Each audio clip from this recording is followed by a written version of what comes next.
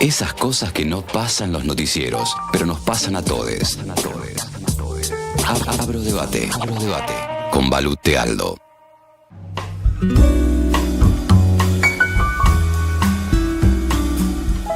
Mamá Pavo, estamos haciendo señal de contrabando en el aire de Cítrica Radio. Ian Soler en la operación general técnica de esta emisora de aire. Franco Feliz en la producción ejecutiva. Signor Achievement, prendedor de Rubí, el dúo dinámico detrás del vidrio. Aquí en el estudio, un servidor, nada más que eso, Esteban Checho, junto a nuestra futura antropóloga de confianza y matera.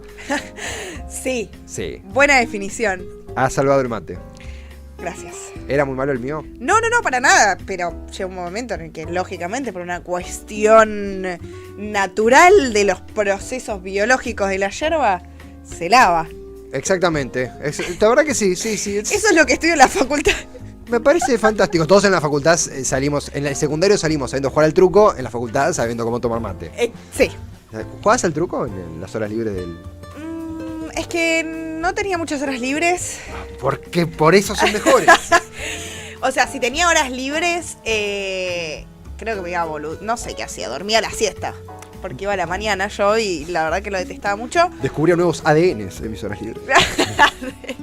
Iba al laboratorio en mis horas libres. Claro. No, y si eran las 2 primeras horas, llegaba más tarde, entonces me quedaba durmiendo. No sé si aprendí mucho. Tal vez aprendí cosas no tan legales en el secundario. ¡Oh, no! Guarda que... para robar. Claro. Yo todavía no sé si el 3 de oro o el 3 de basto, cuál es más grande de los dos, pero el 3 de basto.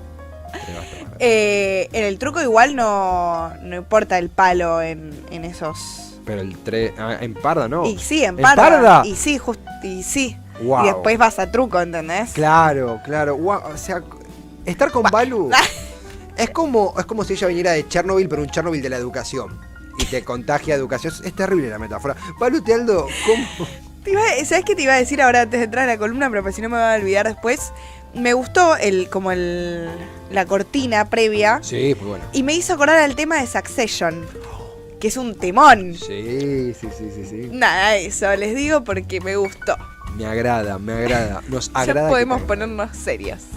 Balu Tealdo, veníamos abordándolo en la previa, pero claro que es un programa íntegramente dedicado a lo que aconteció en el día de ayer en Jujuy y por supuesto está la óptica abro debate de las cosas.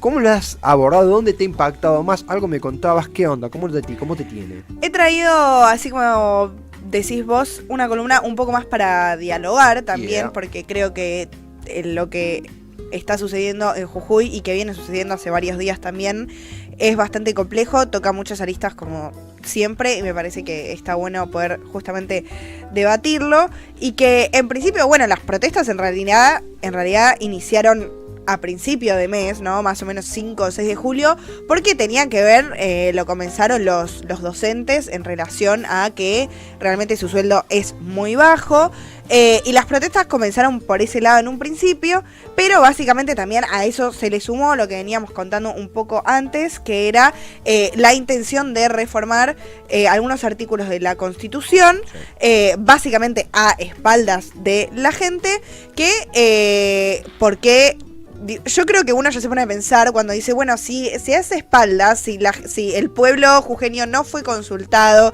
si fue más o menos de un día para el otro, quiere decir que las consecuencias son bastante terribles, ¿no? Para el pueblo jujeño y que no implica un beneficio para la sociedad toda, sino todo lo contrario, ¿no? Como siempre beneficiando a la menor cantidad de gente posible.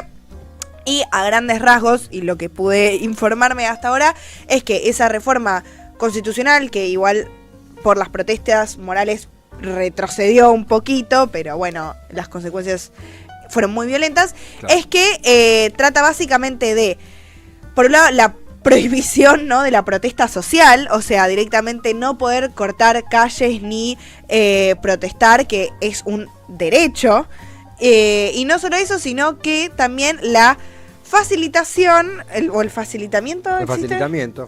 Bueno, el facilitamiento de la explotación de los recursos naturales de la provincia, donde, por ejemplo, está el litio, ¿no? La explotación del litio, que muchas veces sucede también por parte de empresas extranjeras, ni siquiera nacionales. Entonces, eso es básicamente entongado, ¿no? Una relación entre el gobierno provincial con las empresas extranjeras y donde la mayoría de las veces la explotación de estos recursos naturales sucede en territorios donde viven comunidades originarias.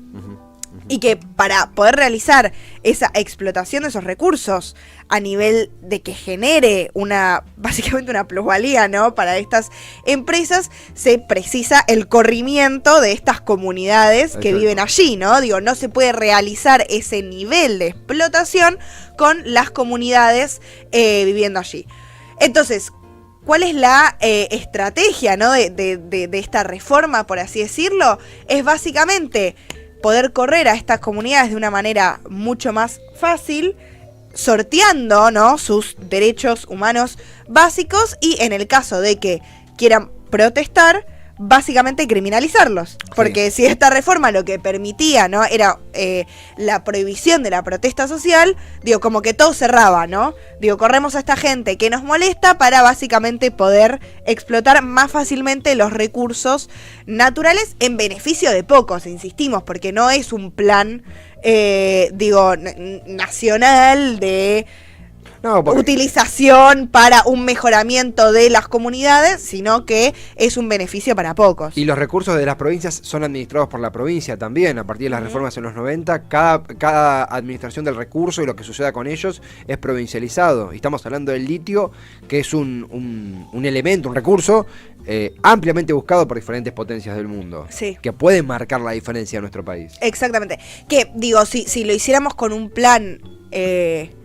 o si el gobierno, digamos, lo hiciera con un plan para proyectar, justamente como digo, a la sociedad toda o a las comunidades o como con algo mucho más holístico, se podría, pero en cambio siempre termina ganando llenarse más el bolsillo, ¿no? Y entonces, digo, en función de esto también me surgían algunas preguntas o básicamente para poder charlar lo que se pone en disputa en estas situaciones. Por un lado es, de nuevo, en el ojo de la tormenta siempre se encuentran como los sectores más dejados de lado, ¿no? Tipo por el gobierno y por el Estado, que vienen a ser los docentes, vienen a ser las comunidades originarias, ¿no? Digo, Jujuy también es una provincia del norte que tiene como sus... ¿cómo decirlo? Siento que en el imaginario social, ¿no? Sigue estando muy en los márgenes, en un límite que lamentablemente desde la capital federal no lo terminamos de incorporar como parte del país. Es terrible lo que estoy diciendo, ¿no? Digo, nos estoy señalando con un dedo a nivel de reflexión social también. Y hay una cuestión de cómo crecimos concebiendo a la Argentina, de que hasta una cuestión turística con la historia de Jujuy. Sí, que sigue siendo ese otro que no indígena, claro, que no se termina de integrar en el imaginario social. Y creo que si bien esto es una... Digo, es un debate o es una reflexión muy simbólica y a algunos les puede parecer muy aburrido, realmente tiene muchas veces esa simbología se ve expresada en este nivel, por ejemplo, de violencia que se lleva a cabo, ¿no? En las represiones. ¿Por qué? Porque los gobiernos, porque los estados, en este caso Morales, se lo permite. Distinto sería si fuera en otra provincia. Yo creo que en el sur del país no sucedería de esta manera, o en todo caso tal vez no tendría... se podría hacer, porque los que viven, ¿no? en esas provincias también es otra gente, con otro capital también muchas veces, y no solo eso, sino que directamente en Capital Federal no sucedería con ese nivel de violencia porque somos el ombligo del país y no lo permitiríamos. Entonces, a partir de esto, lo que se pone en disputa es, por un lado, la soberanía de los recursos naturales, que igual se viene discutiendo hace muchísimo.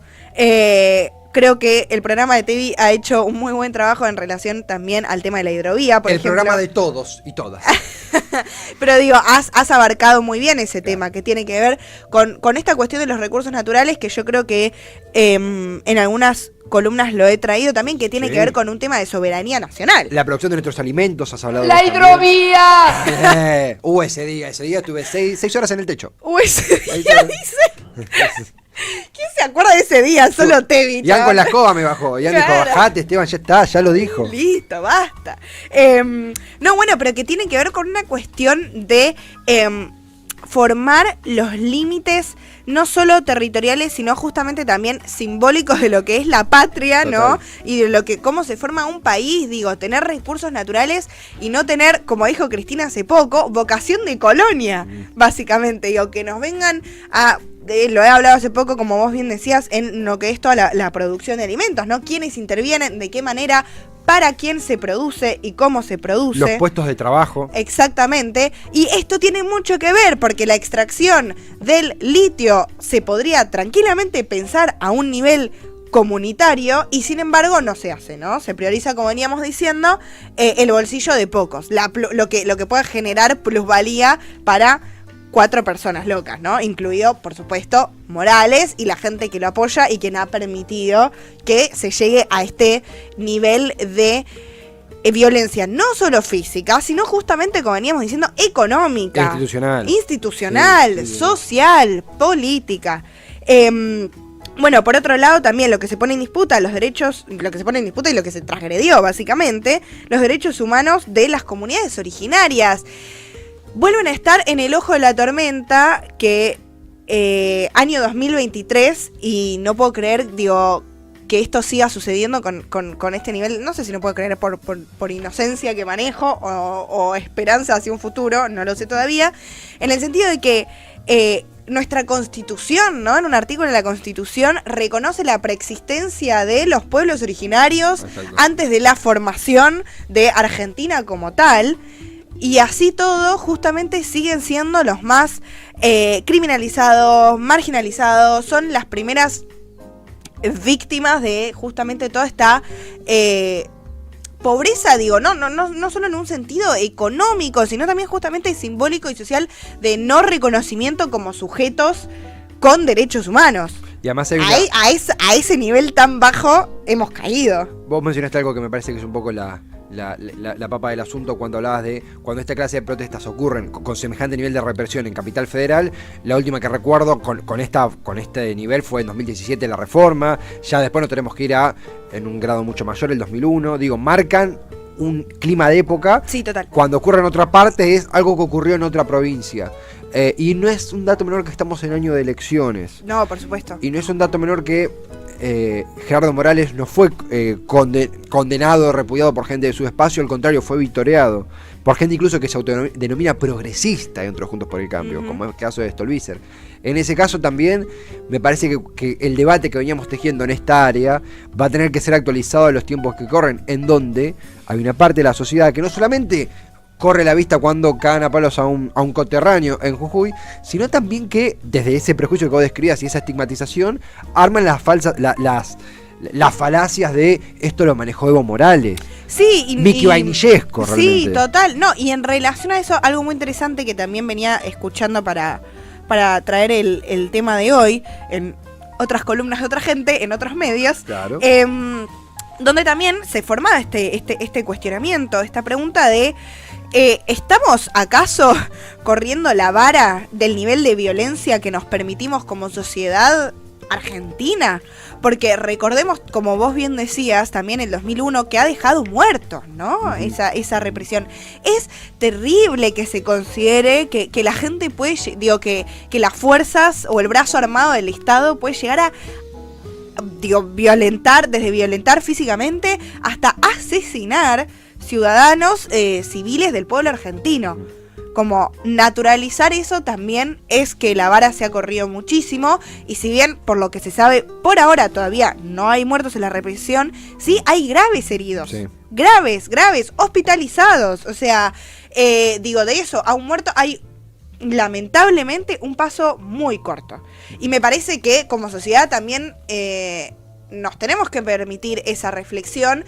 Si bien obviamente este nivel de violencia ha tenido repudio desde distintos sectores, la izquierda fue la que más ha saltado y la que más ha repudiado en muchas ciudades del país, pero también desde otros sectores. Me parece que se llegue a este nivel de violencia con sectores sociales muy vulnerables como son las comunidades originarias en Jujuy, donde se vulneran sus derechos constantemente, y este es como uno más que se sobrepasa, que básicamente es un derecho humano, y como veníamos mencionando anteriormente, un organismo internacional de derechos humanos le ha pedido, ¿no?, al gobierno jujeño que cese con ese nivel de violencia y agresión, porque no, o sea, no está permitido bajo ningún tipo de contrato social, básicamente. Como sociedad, ¿cómo nos paramos? Claro. Que creo que tiene que ver, y lo voy a enganchar un poco también con lo mencionado al comienzo, es decir, cómo está puesto también Jujuy como provincia, como sociedad, en el imaginario social argentino, que muchas veces representa a ese otro marrón e indígena del que lamentablemente creemos que no forma parte, que muchas veces nos pasa a los porteños, ¿no? O a los blancos, que nos encontramos con una persona marrón y decimos, ay, ¿vos de dónde sos? Como si fuera de otro país directamente. Hay una campaña de concientización también sobre el racismo que hay en la Argentina. Sí. Está esta costumbre de creer como no somos hay veces que se reduce, y hablo como un prejuicio que puedo tener yo, cualquiera, digo, no de la derecha, sino del progresismo, esto de al no ser un país con una primero la concepción de la población, por ejemplo la afrodescendiente, como una suerte de minoría, o quedaron pocos o no hay, quedaron pocos, aquí no tenemos, sí. De ahí hacia abajo cualquier tipo de muestras de racismo, y uno dice racismo y che, qué exagerado racismo, pero si en Argentina racismo es lo que le pasó a Floyd en Estados Unidos. No, pero ocurre, claro, y me parece que lo de Jujuy saca a relucir eso también, justamente, porque hay que poder situar y contextualizar y tener un análisis justamente culturalmente situado de estos niveles de violencia, porque no sucederían de esta manera en otros casos. Digo, recordemos igual, por ejemplo, que represión ha habido en los últimos años en democracia, eso lamentablemente no es raro y lamentablemente también lo tenemos muy naturalizado, pero sí pensemos que siempre, muchas veces desde los medios de comunicación o desde dirigentes políticos que están en la vereda enfrente, ¿no?, que básicamente usan ese nivel de violencia para hacer campaña, como por ejemplo López Murphy, Patricia Bullrich, que insisto, fueron los protagonistas y causantes del 2001, sí. No lo olvidemos, porque ahora se están precandidateando, pero es importante poder recordarlo. Utilizan ese nivel de violencia a su favor, ¿no? Y encima siempre los que están criminalizados son los mismos. ¿Cómo eso no cambia? ¿Cómo eso es básicamente una constante en su discurso? Son siempre los vagos, los planeros, esos otros, claro, ese otro con mayúscula ajeno a mí, sí. ¿No? Marrón muchas veces, ¿no? Diciendo acá que había violentos infiltrados desde el lado justamente de las comunidades originarias, que además cómo han operado los medios para decir que ellos eran los violentos, y no el propio gobierno de Jujuy, quitándoles un derecho humano que es, o sea, un derecho que es a la protesta social, y el derecho humano que es en las comunidades originarias a vivir en sus propios territorios. Y también viendo esto era muy fuerte. Me he encontrado con videos de distintos dirigentes sociales de las comunidades, con otros temas que he traído en otras columnas, también en relación a la relación que tenemos como cultura y como sociedad con nuestros recursos naturales, que lo medimos como algo más que podemos explotar y que podemos sacar ganancia, y no como un todo, y no como una relación que se puede tener de la sociedad con el suelo, con la tierra, con los recursos, con la alimentación. Y lo que decían muchas veces estos dirigentes es: nosotros esto no lo hacemos solo por nosotros, por las comunidades, lo hacemos por la sociedad argentina en general, porque tiene que ver con cambiar la cabeza de cómo uno como sujeto, como persona, se involucra y se vincula con esa naturaleza. Nosotros, hay una visión muy occidental, muy capitalista, ¿no?, de tener a la naturaleza como eso explotable. Sí. Y ajeno a la comunidad, algo que es administrado por otros. Exacto, pero no solo administrado por otros, sino como es es algo que no pertenece a mi cuerpo y es algo a lo que yo puedo abusar directamente. Sí. Y no es la única visión posible. Hay muchas maneras que por suerte hay mucha gente trabajando en eso, desde justamente organizaciones populares, las comunidades originarias que tienen otro vínculo con la tierra, y por eso también es muy grave desde un punto de vista ya ontológico, ¿no? Esta manera distinta de ver el mundo, de posicionarnos frente al mundo, cuando se interviene de esta manera y se los directamente arrastra y quita de sus territorios, no solo porque es violento hacerlo, digo, partiendo desde esa base, sino también porque ellos tienen otro vínculo con la tierra. Y desde un punto de vista occidental es muy violento no entenderlo o ignorarlo y decidir pasarlo por encima. Digo, no solo violencia física, sino justamente también como cultural, simbólica, como hay un montón de capas que me parece que es muy necesario recuperar, porque creo que en esa recuperación de ese entendimiento está la salida también de ese sistema tan explotador y tan empobrecedor que todo el tiempo reproducimos como sociedad también. Sí. Contemplar e integrar todas estas piezas justamente para no solamente encontrar una salida de esta crisis, sino refundar un poco los conceptos con los cuales administramos recursos, política institucional, este divorcio de la política con que debería representarnos con los que somos representados, y bueno, no vemos las situaciones como nacen a partir de pactos a espaldas del pueblo. Total. Aparece Pablo Chiacho, mi señor padre, con los dedos en B acompañando la columna.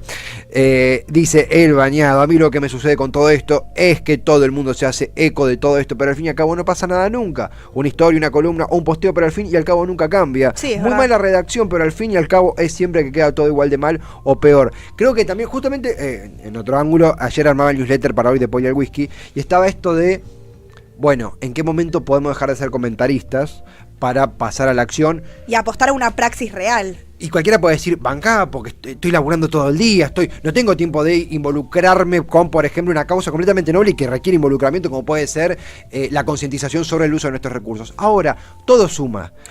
Yo creo que también son cambios que no se ven de un día para el otro, son muy difíciles. No solo eso, sino que también, y lo digo como una autorreflexión, ahí me encantaría, digo, que sea un proceso completamente revolucionario y dar vuelta a la tortilla de un día para el otro, pero es realmente muy difícil porque también involucra a sectores de la sociedad que se disputan todo el tiempo como capitales de poder, ¿no? En año electoral también. En un año electoral, son cuestiones muy difíciles. También hablemos que como es ese diálogo entre, por ejemplo, Estado y comunidades originarias no es homogéneo, no es igual desde Jujuy hasta Tierra del Fuego, ¿no? Las comunidades originarias del sur son una cosa, las del norte son otra, las de Santiago del Estero, las de Chaco, las de Formosa.